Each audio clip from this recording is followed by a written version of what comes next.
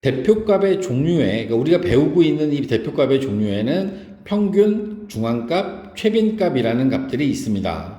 그 다음에 우리가 앞에서 평균을 이야기했고, 중앙값이나 최빈값이라고 하는 건 자, 이렇게 정의해야 합니다. 별량을 작은 값으로부터 크기 순으로 나열할 때 한가운데 있는 값, 이 값을 우리가 중앙값이라고 이야기를 합니다. 그러면 이 중앙값은 홀수계이면 우리가 따지기가 쉬워요. 예를 들어서 3개가 있으면 첫 번째, 두 번째, 세 번째 중에서 두 번째가 되는 거고, 5개가 있으면 세 번째, 11개가 있으면 첫 번째, 두 번째, 세 번째, 네 번째, 다섯 번째, 여섯 번째가 중앙값이 되겠죠. 근데 이 중앙값은 홀수계일 때는 딱 가운데 오는 걸 정할 수 있어서 중앙값을 말하기 편한데, 가운데 있는 값이 중앙값인데, 근데 이제 짝수계일 경우에는 가운데가 없잖아. 가운데 오는, 우리가 가장 가운데 오는 두 값의 평균을 우리가 이제 중앙값으로 쓸 거예요. 자, 무슨 얘기냐면, 짝수계면 양쪽에서부터 제일 작은 것과 제일 큰 것, 두 번째와 끝에 두 번째, 이런 식으로 줄여나가다 보면 가운데 오는 값이 2개가 남아요. 그 둘 가운데 숫자가 없는 곳이 가운데가 돼버리는 거라고. 그러면 여기 가운데를 우리가 얘기할 수 없으니까 4하고 6의 평균을 구해서 우리가 중앙값을 이야기할 거다. 이렇게 이해를 해주시면 됩니다. 몇 개 연습하면 금방 이해하실 거예요.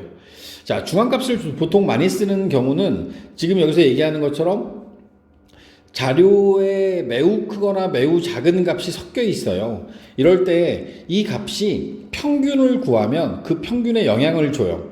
무슨 얘기냐면 우리가 여기에 뭐 아주 극단적으로 이야기해서 뭐 수학 시험을 봤는데 빵점이 3명이 있어. 빵점 3명. 그리고 100점이 1명이 있다? 그럼 우리가 여기 나와 있는 요 4개의 숫자의 평균을 구하면 그럼 25점이 돼요. 25점. 근데 실제로 이 25라는 숫자가 빵점과 100점을 설명하기 참 어렵잖아. 이게 25점이 뭐야. 그래서 우리는 어떻게 하냐면 중앙값 0, 0, 0, 100이면 맨 끝에 거 2개 빼고 가운데 거 2개의 평균을 내면 0이 되잖아. 다시 얘기하면 여기 있는 사람들에 대한 어떤 이 수학 점수는 대체적으로 다 0점, 빵점을 받은 애들이 많다. 뭐 이런 식의 표현을 하기가 참 좋다라는 거죠. 중앙값이라고 하는 건 어떤 매우 크거나 그 자료들을 전체적으로 놓고 봤을 때 제일 크거나 너무, 그러니까 우리가 자료의 분포가 뭐 30, 31, 32 막 이렇게 되는데 빵점이나 빵이나 아니면 뭐 저쪽에 7, 80 아니면 1000 막 이런 게 있으면 얘네들을 다 빼고 그 자료들에 대한 어떤 경향을 표현하기에는 이 중앙값이 훨씬 더 편하다라는 거죠. 실제로 이걸 묻는 경우도 있어요. 이런 자료들이 있을 때 어떤 대표값을 쓰면 좋으니? 라고 물으면 여기 나와 있는 것처럼 어떤 극단적인 값이 있을 경우에 아주 크거나 아주 작은 값, 전체적인 자료에서 벗어나는 그런 값들이 있을 때는 중앙값이 평균보다 더 유리하다라고 하는 부분을 여러분들이 이해해 주셨으면 합니다. 자, 그리고 이제 최빈값이라는 게 있죠. 최빈값. 별량 중에서 가장 많이 나타나는 값, 이런 것들을 우리가 최빈값이라고 이야기를 하는데, 우리가 이제 국가대표 양궁 선수들이 우리나라가 활을 잘 쏘지 않습니까? 양궁 선수들이 활을 쏴요. 활을 쐈는데, 뭐 얘를 5발을 썼어. 5발을 썼는데 10점, 10점, 10점 뭐 이렇게 나오고요. 그다음 9점, 9점 이렇게 나왔다고 칩시다. 그리고 이 양궁 선수는 대체적으로 10점을 많이 쐈구나. 이렇게 표현할 때 쓰는 방법이 바로 최빈값인 거야. 그러니까 나와 있는 그 점수들 중에서 그러니까 중복되는 숫자가 있을 때 우리가 최빈값을 쓰면 좋아요. 그래도 국가대표고 우리나라 선수들이 잘한다라고 가정을 했을 때 8, 9, 10점을 보통 많이 맞춘다라고 보자. 8점 1발, 뭐 9점 2발, 10점 뭐 10발 맞춰. 얘는 10점을 많이 맞춘 거잖아. 그러니까 이런 어떤 경향을 표현하기에는 아무래도 최빈값이 좋다라는 거죠. 별량의 도수가 가장 큰 값, 별량의 개수가 제일 많은 값, 1개 이상이 있으면 그 값은 모두 최빈값이 된다라는 거죠. 자, 2개가 있을 때, 그러니까 여기 나와 있는 3, 1, 8, 1, 5, 3이 있는데 3이 2개, 1이 2개잖아. 그럼 이때는 우리가 최빈값을 1하고 3 2개를 다 잡아줍니다. 자, 언제 최빈값이 좋으냐라면 별량의 개수가 많고요. 자료에 같은 값이 많은 경우에는 대표값으로 최빈값이 적절하다라는 말을 하는 거고, 최빈값은 숫자로 나타낼 수 없는 자료의 대표값으로 유용하다. 너희들은 어떤 과일을 좋아하니? 라고 물어봤어요. 그랬더니 나는 바나나요, 나는 뭐 귤이요, 나는 사과요, 이렇게 얘기를 하는데 학생들을 막 봤더니 귤을 좋아하는 학생들이 제일 많아. 그러면 여기서의 최빈값은 귤입니다 라고 얘기를 해야 되는 거지. 그지? 이러기에는 훨씬 더 최빈값이 좋다라는 것도 알아두셨으면 합니다. 중앙값은 전체적인 자료를 작은 값부터 크기 순으로 나열해서 가장 중앙에 있는 값을 우리가 중앙값이라고 합니다. 홀수계일 때는 가운데가 딱 정해져 있고요. 짝수계일 때는 가운데가 두 개가 남아요. 그러면 짝수계일 때 그 두 개의 평균을 여러분들이 구하시면 된다라는 거고, 최빈값은 같은 숫자가 반복되는 어떤 자료에서 그 숫자들이 반복되는 정도가 제일 많은 그 도수가 제일 큰 값을 우리는 최빈값이라고 이야기를 할 겁니다. 꼭 알아두시고 하단에 나와 있는 문제 보면서 한번 설명을 더 드릴게요.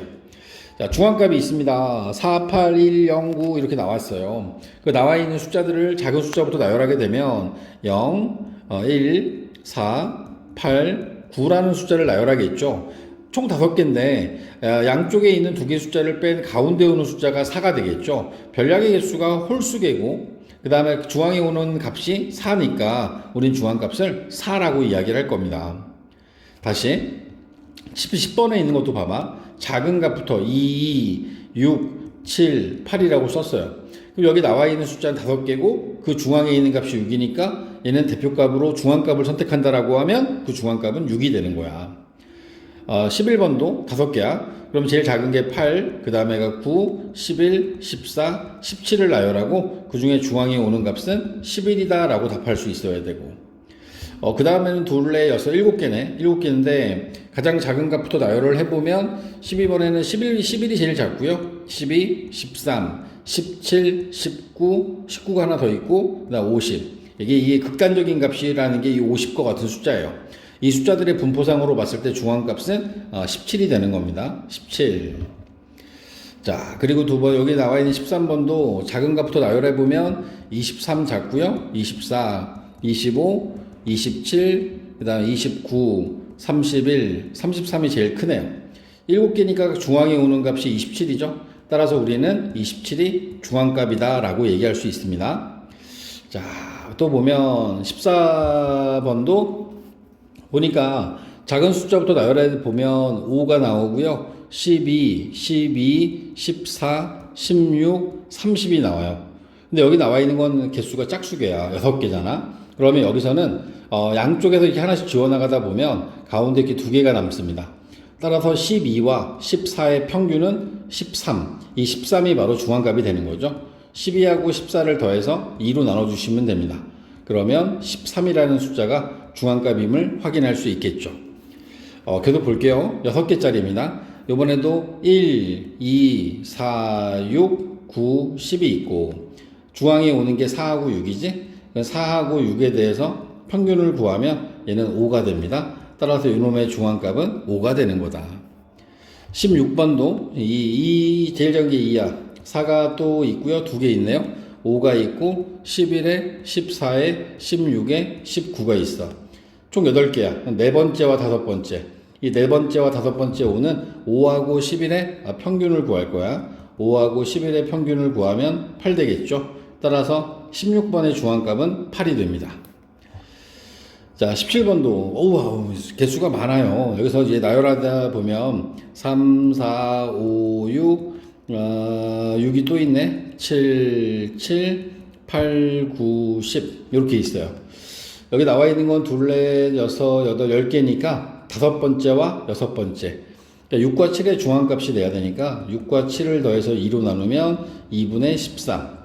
6.5. 어떤 걸로 써도 상관없습니다. 분수로 써도 상관없고 6.5라는 이러한 소수로 표현해도 괜찮습니다. 자, 18번 문제 보시면 다음 자료는 예진의 모든 학생 8명의 키를 조사하여 나타낸 것이다. 다음 이 자료의 중앙값을 구하세요.